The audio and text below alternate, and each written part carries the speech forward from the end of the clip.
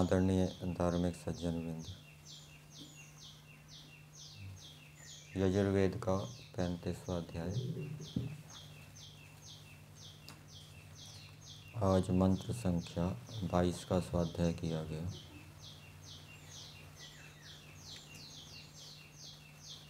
कल हमने 21वें मंत्र के ऊपर विचार किया था। उस मंत्र में 2 दृष्टांत दिए गए थे, पृथ्वी के और न्यायाधीश के। परमेश्वर जैसा स्वयं है, जैसा स्वयं करता है, वैसा ही मनुष्यों को बनने के लिए और करने के लिए उपदेश देते हैं। परमेश्वर सुख देने वाले हैं, सबको सुख देते हैं।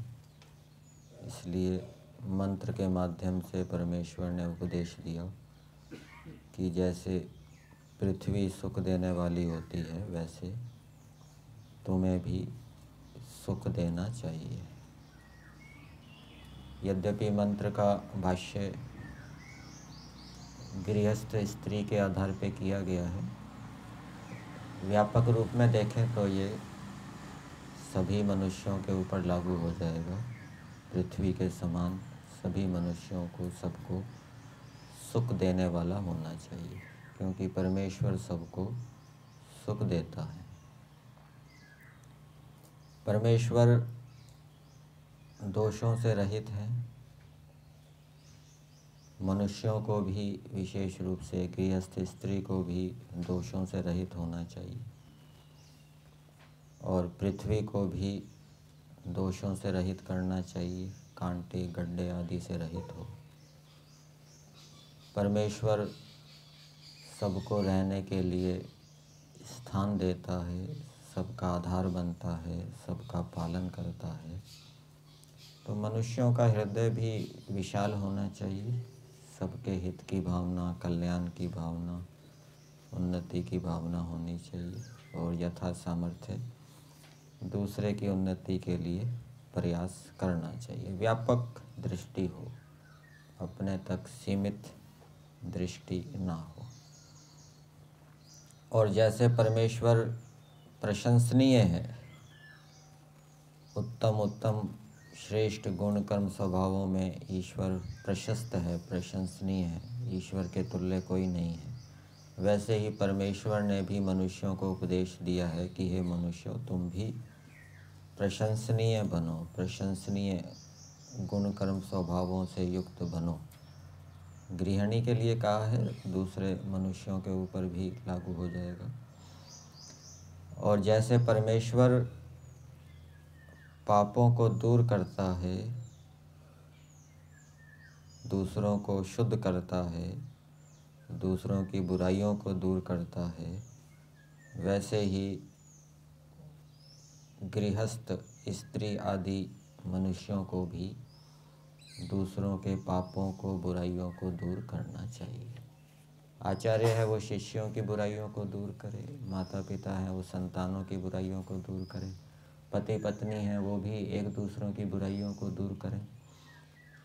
तो इस प्रकार से मनुष्य अपने मित्र, पड़ोसी, सेवक आदि की बुराइयों को, अपराधों को, पापों को दूर करे। जैसे परमेश्वर ऐसा है, वैसा ही मनुष्यों को करना चाहिए। ये ईश्वर की उपासना है। और जैसे पृथ्वी परमेश्वर सहनशील है, क्षमा कर देता है, वैसे ही मनुष्यों को भी क्षमाशील होना चाहिए, क्षमा कर देना चाहिए।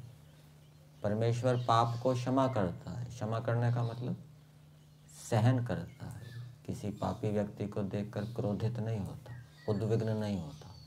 दंड तो देता है, लेकिन बिना क्रोधित हुए, उद्विग्न हुए दंड देता है, उसको सहन करता है, वैसे ही मनुष्यों को भी परमेश्वर के तुल्य सहनशील बनना चाहिए। पृथ्वी का दृष्टांत दिया है, पृथ्वी सहनशील है। आज का मंत्र है अस्मात् त्वम् अधिजातो असि त्वत् अयं जायताम पुनः असौ स्वर्गाय लोकाय स्वाहा।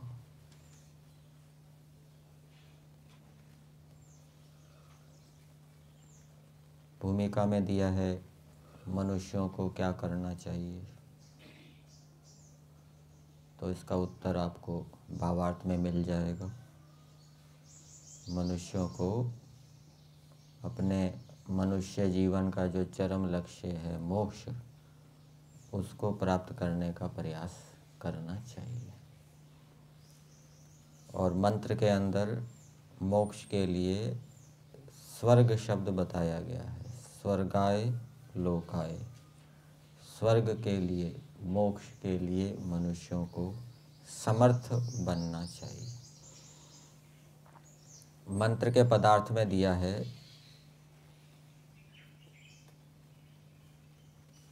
हे विद्वान पुरुष।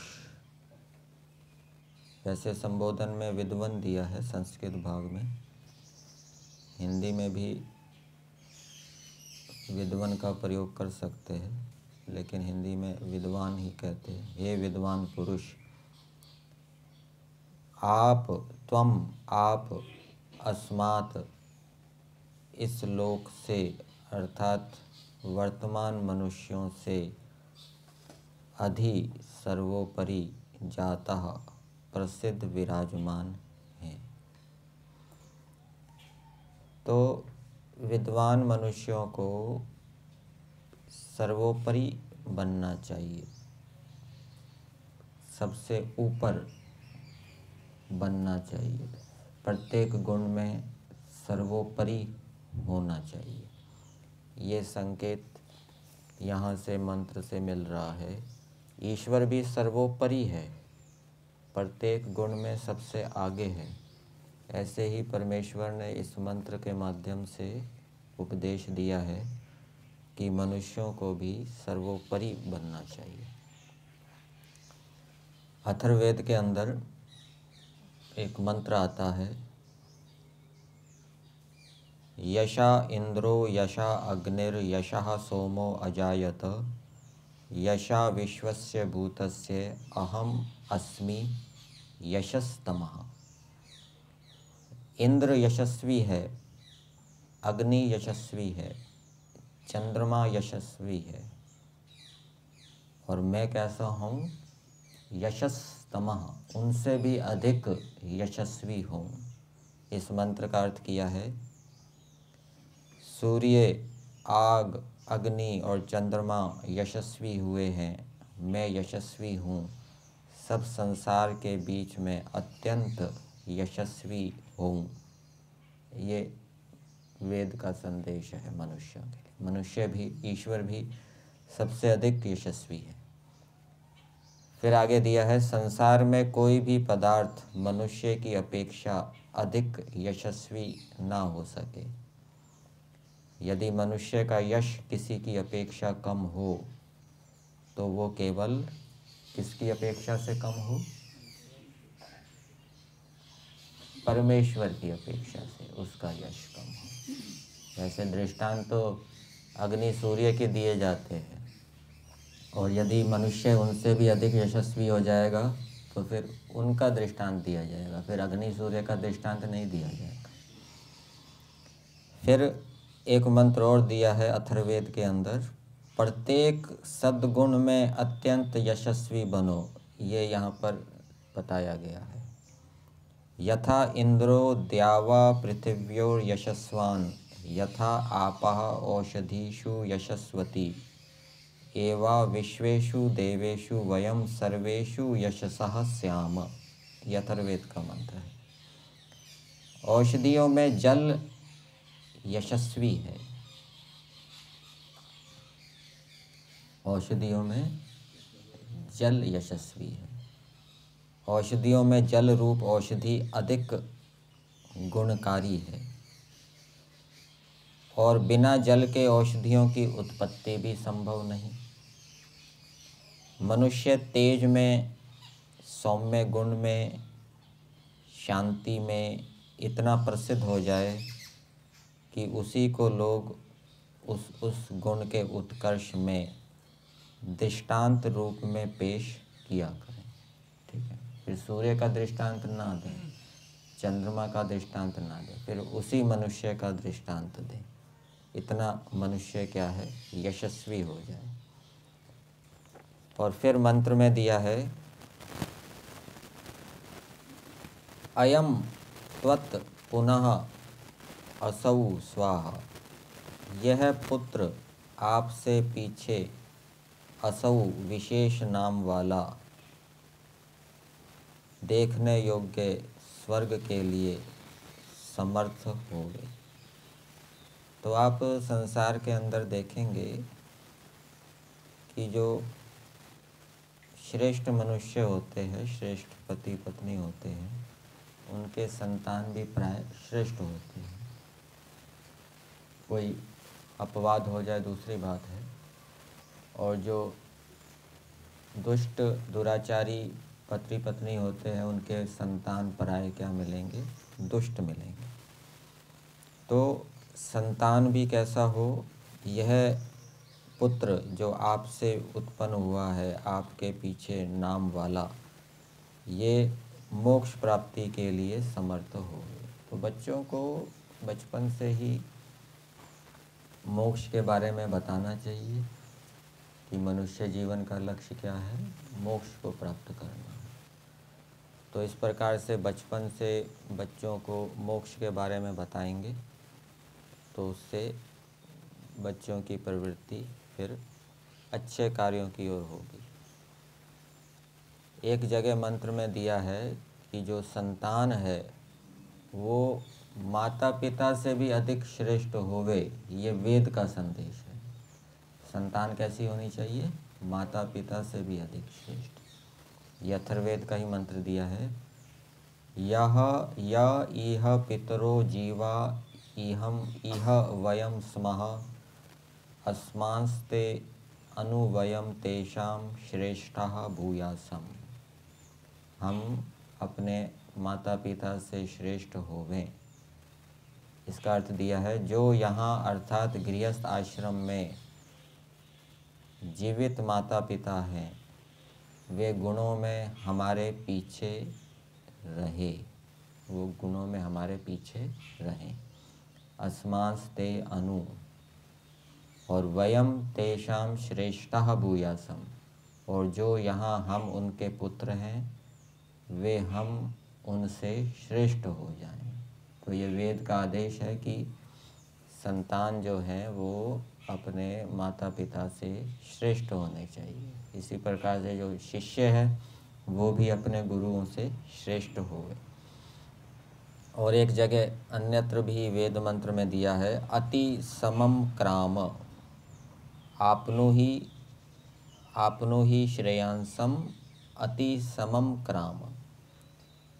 तुल्य गुण वाले को लांघ कर तू पग आगे बढ़ा, अपने से अधिक गुणी जनों को प्राप्त हो, उन जैसा बन, पुनः उनसे भी आगे बढ़ो। अपने से अधिक गुणी को जान आनंदित होवो, उनसे मैत्री करो, उनकी सेवा करो और उन जैसा बनो और उनसे भी आगे बढ़ जाओ। तो ये वेद के अंदर श्रेष्ठता की बातें बताई गई हैं। तो मनुष्य जीवन का लक्ष्य है मोक्ष को प्राप्त करना। क्यों? मनुष्य जीवन का लक्ष्य मोक्ष को प्राप्त करना क्यों है?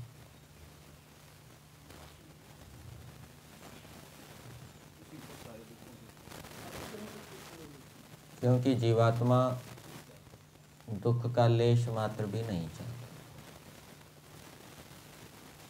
वो सुख ही सुख चाहता है। और जब तक शरीर रहेगा तब तक वो सुख दुख से पृथक नहीं हो सकता। तीन प्रकार के दुख उसको प्राप्त होंगे। कौन कौन से? सांख्य दर्शन के अंदर बताइए। आध्यात्मिक दुख, आदि दैविक दुख और आदि भौतिक दुख। और इनसे उल्टा कर दीजिए, आध्यात्मिक सुख,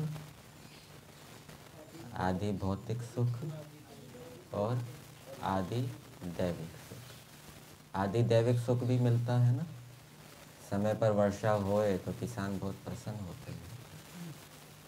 समय पर वर्षा हो, वर्षा ऋतु के समय, गर्मी के बाद, तो गर्मी से छुटकारा मिलता है, बहुत आनंद आता है, वर्षा में नहाते हैं। ये कौन सा सुख है? ये आदि दैविक सुख है। आदि भौतिक सुख, दूसरों से अधिक, दूसरे प्राणियों से भी सुख मिलता है। कुत्ते को पालते हैं, वो सुख देता है, रात को हमारी रक्षा करता है, ठीक है ना। गाय से भी सुख मिलता है,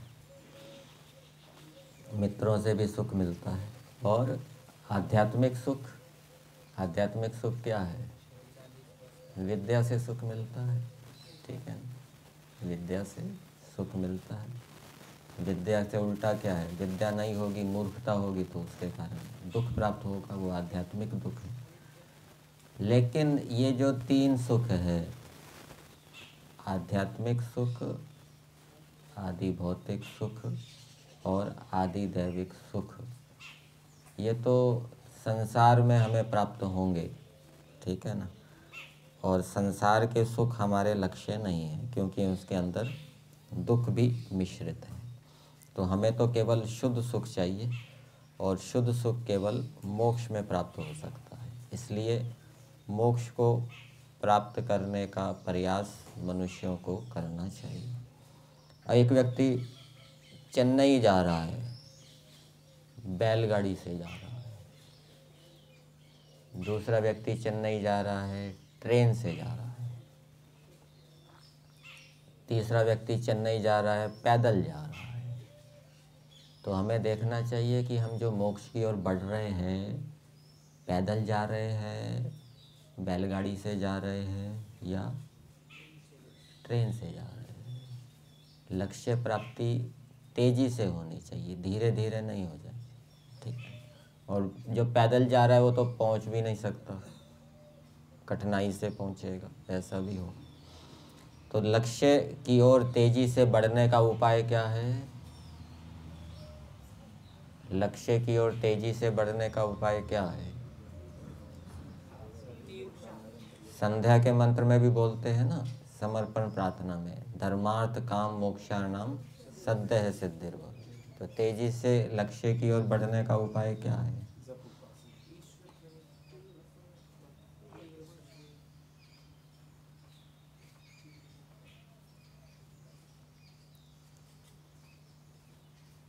अद्यैव कुरु यच्छ्रेयो, ये तेजी की ओर संकेत कर रहा है। अद्यैव कुरु यच्छ्रेयो मात्वा कालो त्यागादयम्।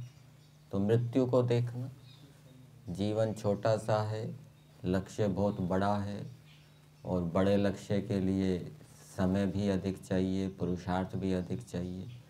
तो जो समय को कम देखता है और लक्ष्य को बड़ा देखता है, तो वो तेजी करता है, ठीक है ना। मान लीजिए आपको दिल्ली जाना है और ट्रेन छूटनी है 10 बजे, और आप देर हो गई, लेट हो गए आपको, तो आप क्या करते हैं? फिर तेज़ी से जाते हैं ना, भागते भागते जाते हैं, गाड़ी को तेज़ी से चलाते हुए जाते हैं। तो जब हम समय को कम देखेंगे, कार्य को अधिक देखेंगे, पुरुषार्थ को अधिक देखेंगे लक्ष्य प्राप्ति के लिए, तो हम तेज़ी से जाएंगे। और जब ये विचारेंगे कि अभी तो बहुत समय है, इसमें मोक्ष के लिए क्या पुरुषार्थ करना, थोड़े से पुरुषार्थ से मोक्ष हो जाएगा, फिर क्या है, ढीले ढाले चलें। तो मोक्ष प्राप्ति के लिए अत्यंत पुरुषार्थ की आवश्यकता है। तीनों क्षेत्रों में पुरुषार्थ, ज्ञान के क्षेत्र में भी, कर्म के क्षेत्र में भी, उपासना के क्षेत्र में। तीनों क्षेत्रों में रुचि होनी चाहिए। ऋषि दयानंद जी वेद भाष्य में एक जगह लिखते हैं कि विद्वानों का ये कर्तव्य है कि वेद, ईश्वर और धर्म आदि में रुचि होना। मान लीजिए 3 बातें बताई इसमें, ज्ञान, कर्म और उपासना। ज्ञान में तो रुचि है, शास्त्रों को पढ़ना, पढ़ाना, चिंतन मनन करना, उसमें तो रुचि है, लेकिन कर्म में रुचि नहीं है। तो क्या होगा? सारा दिन शास्त्रों को पढ़ा तो सकते नहीं हैं, ठीक है ना। अब जब कर्म में रुचि नहीं होगी तो दिमाग खाली होगा, फिर दिमाग खाली के अंदर फिर उल्टे संस्कार जागेंगे, पहले वाले संस्कार जागेंगे, वो व्यक्ति को फिर गिराएंगे। लेकिन यदि अच्छे कार्यों में भी रुचि होगी तो जैसे ही मन पढ़ने पढ़ाने से उबेगा, वो फिर अच्छे कार्य में लग जाएगा। उसमें रुचि है तो उसको एकाग्रता से करेगा, एकाग्रता से करते समय उसमें फिर दूसरे फालतू के हानिकारक विचार नहीं आएंगे। और उपासना में भी रुचि होनी चाहिए, ईश्वर में भी रुचि होनी चाहिए। हर समय कर्म नहीं कर सकते, हर समय पढ़ भी नहीं सकते, ध्यान भी जरूरी है। ये ईश्वर की व्यवस्था है, इसलिए संध्या का समय होता है, संध्या का समय ध्यान का समय होता है। और यदि ध्यान में रुचि नहीं है तो फिर संध्या काल के अंदर उस समय कोई कर्म तो कर नहीं सकते, पढ़ भी नहीं सकते, तो फिर क्या है, इधर उधर के विचार आएंगे, हानिकारक वृत्तियाँ उत्पन्न होगी, क्लिष्ट वृत्तियाँ उत्पन्न होगी, वो फिर गिराएगी, पतन की ओर ले जाएगी। इसलिए मोक्ष प्राप्ति के लिए तीनों में रुचि होनी चाहिए। किस किस में? ईश्वर में भी रुचि होनी चाहिए, अच्छे कर्मों में भी रुचि होनी चाहिए, सेवा, सत्संग, परोपकार आदि, और तीसरा शास्त्रों में भी रुचि होनी चाहिए। जिसकी केवल ध्यान में रुचि है वो गिरेगा, पतन होगा उसका, शास्त्रों में रुचि नहीं है तो। जिसकी केवल शास्त्रों में रुचि है वो भी लक्ष्य को प्राप्त नहीं करेगा, वो भी पतन की ओर जाएगा। और जिसकी केवल ईश्वर में रुचि है तो वो ईश्वर में रुचि भी क्या करेगी? यदि वो शास्त्रों में रुचि नहीं है, धर्म कर्तव्य को जानता नहीं है, तो फिर भी वो उसकी रुचि धीरे धीरे कम होती जाएगी। तो मोक्ष प्राप्ति के लिए इन तीनों क्षेत्रों में रुचि होनी चाहिए। तो यह पुत्र त्वत् आपसे पुनः पीछे विशेष नाम वाला सत्य क्रिया से देखने योग्य स्वर्गाय विशेष सुख भोगने के लिए समर्थ हो गई। तो माता पिता का ये कर्तव्य है कि वो संतानों को ऐसी शिक्षा दे, उनको ऐसा बनाए, उनके अंदर ऐसे संस्कार डालें जिससे कि संतानों के अंदर भी मोक्ष को जानने की इच्छा उत्पन्न हो, मोक्ष को प्राप्त करने की इच्छा उत्पन्न हो, और मोक्ष को प्राप्त करने का सामर्थ्य उनके अंदर उत्पन्न हो।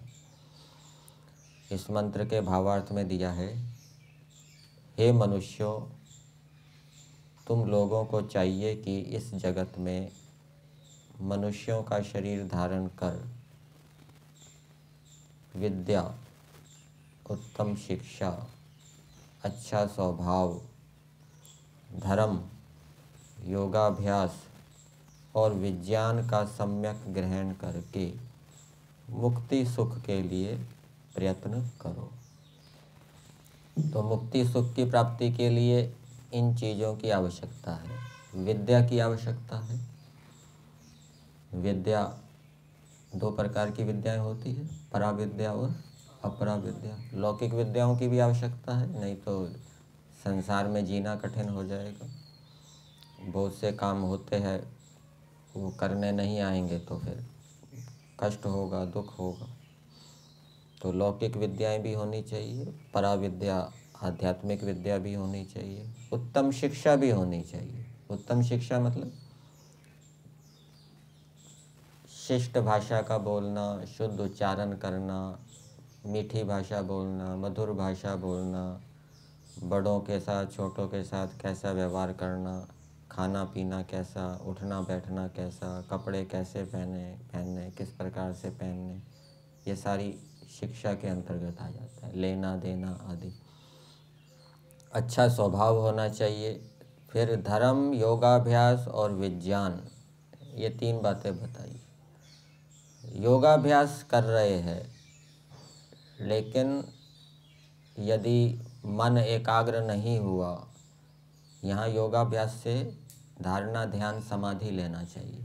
धर्म तो उसके अंतर्गत आ जाएगा, यम नियम के अंतर्गत। और यदि धारणा ध्यान समाधि मन एकाग्र नहीं हुआ तो विज्ञान की प्राप्ति नहीं होगी, तो वो विज्ञान भी जरूरी है। तो उससे मुक्ति सुख के लिए प्रयत्न करना चाहिए। मुक्ति के साधन सत्यात प्रकाश के अंदर बताए गए हैं और वहाँ पर बताया है 9वें समोल्लास में मुक्ति के साधनों की चर्चा है कि यदि हम मुक्ति प्राप्त करना चाहते हैं तो मुक्ति का साधन क्या है। तो महर्षि दयानंद जी लिखते हैं, प्रश्न है मुक्ति के क्या क्या साधन हैं। तो उसमें लिखा कुछ साधन तो हम पहले लिखाए हैं।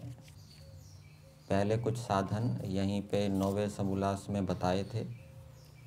परमेश्वर की आज्ञा पालना, अधर्म, अविद्या, कुसंग, कुसंस्कार, बुरे व्यसनों से अलग रहना, सत्य भाषण, परोपकार, विद्या, पक्षपात रहित न्याय, धर्म की वृद्धि करना, पूर्वोक्त प्रकार से परमेश्वर की स्तुति प्रार्थना उपासना योगाभ्यास करना, विद्या पढ़ना पढ़ाना, धर्म से पुरुषार्थ कर ज्ञान की उन्नति करना, सबसे उत्तम साधनों को करना और जो कुछ करे वह सब पक्षपात रहित न्याय धर्मानुसार ही करे। ये साधन तो पहले बता दिए थे। अब आगे लिख रहे हैं परंतु विशेष उपाय ये है। क्या उपाय है बता रहे हैं कि जो मुक्ति चाहे वह जीवन मुक्त अर्थात जिन मिथ्या भाषण आदि पाप कर्मों का फल दुख है उनको छोड़कर सुख रूप फल को देने वाले सत्य भाषण आदि धर्माचरण अवश्य करे। ये मुक्ति का ये विशेष उपाय है। जो कोई दुख को छुड़ाना और सुख को प्राप्त होना चाहे वह अधर्म को छोड़ धर्म अवश्य करे। तो मनुष्य जहाँ पर भी है, जिस आश्रम में भी है, जिस वर्ण में है, उसको धर्म अवश्य जानना चाहिए, धर्म का पालन अवश्य करना चाहिए। उसके बिना उसको मोक्ष की प्राप्ति नहीं होगी, क्योंकि दुख का पाप आचरण और सुख का धर्म आचरण मूल कारण है। और फिर आगे दिया है सत्पुरुषों के संग से विवेक अर्थात सत्य असत्य धर्म अधर्म कर्तव्य अकर्तव्य का निश्चय अवश्य करें। बहुत बार ऐसा होता है कर्तव्य अकर्तव्य का निश्चय नहीं होता, संशय होता है, धर्म अधर्म के विषय में संशय होता है। तो वहाँ दिया है सत्पुरुषों के संग से, अर्थात हमारे देश के अंदर बहुत से महापुरुष हुए हैं। महर्षि दयानंद जी ने कितने ग्रंथों को पढ़ा, हजारों ग्रंथों को पढ़ा होगा। एक जगह लिखा है ना 3000 ग्रंथों को तो वो प्रमाण कोटि में मानते थे। और विनोबा भावे जी के विषय में भी आता है, उन्होंने सारे देश में पग यात्रा की और वो जिस जिस प्रांत में जाते उस प्रांत की भाषा सीखते और उस प्रांत में जो उनके महापुरुष थे उनके महापुरुषों के ग्रंथ पढ़ते, प्रवचन देते और उन ग्रंथों के आधार पर वो प्रवचन देते। तो कितनी भाषाएं उन्होंने सीखी और उन प्रांतों के महापुरुषों के उन्होंने ग्रंथ पढ़े। ये सत्पुरुष है। तो उससे भी हमें कर्तव्य का धर्म का निश्चय होता है। हम केवल कूप मंडूक बन के ना बैठे रहें, केवल कुछ पुस्तकें पढ़ ली और ये सोच लें कि हमारा मोक्ष हो जाएगा, ऐसे नहीं होगा। बहुत धर्म अधर्म को कर्तव्य का निश्चय करने के लिए वो भी पढ़ना आवश्यक है। सत्यात प्रकाश के 3रे समोल्लास में दिया है, जब कभी तुझको कर्म व शील तथा उपासना ज्ञान में किसी प्रकार का संशय उत्पन्न हो तो जो वे समदर्शी पक्षपात रहित योगी अयोगी आदरचित धर्म की कामना करने वाले धर्मात्मा जन हो, जैसे वे धर्म मार्ग में वर्ते वैसे तू भी उसमें वर्ता कर। ये संकेत यहाँ पर भी दिया है, ये उपनिषद का वाक्य का अर्थ किया गया है। और मुक्ति का साधन क्या बताया, एक तो धर्म का आचरण अवश्य करे, दूसरा सत्य असत्य धर्म अधर्म कर्तव्य का निश्चय भी अवश्य करे सत्पुरुषों के संग से। जितना महापुरुषों का जीवन चरित्र पढ़ सकता है, पढ़े, उनके ग्रंथों को पढ़े, जाने, इससे भी उसका ज्ञान बढ़ेगा। और फिर ये भय, लज्जा, शंका, ये भी बताया है, ये भी एक मुक्ति का साधन है। इसके विषय में लिखते हैं,